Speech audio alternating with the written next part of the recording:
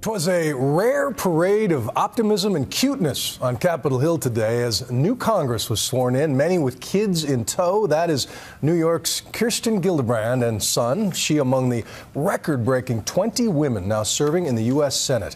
ABC's World News anchor Diane Sawyer met with all but one of them to talk about busted glass ceilings and a vision for the future.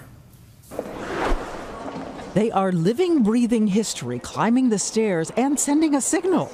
They are 20 senators, Republican and Democrat, who say they have had it with gridlock and the way Congress works. If they can delay a problem, pick an argument, and wait till next year, they'll do it. We don't believe in the culture of delay. I don't want people who watch this show to think we're some kind of a sorority, because we're not. We all march to the sound of different drummers to some extent. Senator Diane Feinstein says women can be independent lawmakers and still work together. You know, we're less on testosterone. We don't have that need to always be confrontational.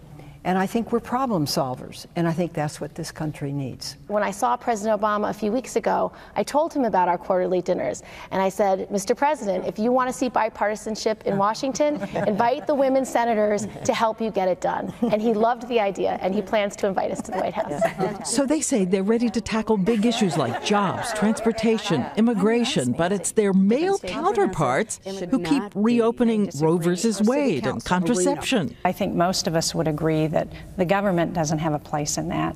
It's really individual families who should make those decisions. I think those issues should be settled and should not be the main focus of debate. Well, but Senator Collins, I don't think they are entirely settled. I mean, that's the problem, is that there were amendments introduced to say that women wouldn't have access to health insurance coverage for birth control. And boy, if that's the case, then we better stand up and we better speak out. But if Congress was 51% women, you can bet your bottom dollar we would not be debating contraception. Exactly. We think we should be talking about transportation infrastructure or economic development. And we keep facing these amendments on abortion. It's like, can't you just leave that alone? Always brought by men.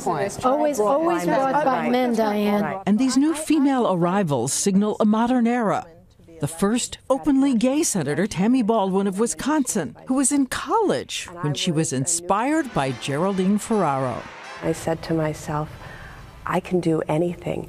The sky's the limit. Is there a president in this room? You know, I think the thing is that every man wakes up in the morning and looks in the mirror and says, I could be president. I think every woman looks in the mirror and says, what can I get done for my country today? That's why you don't see it. Not one of you in this room looks in the mirror and says, I could be president?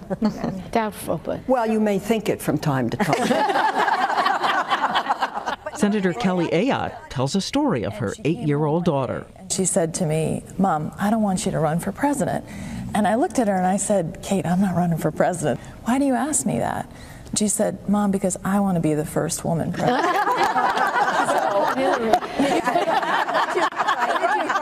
Did you break the news to her? We're not waiting that long.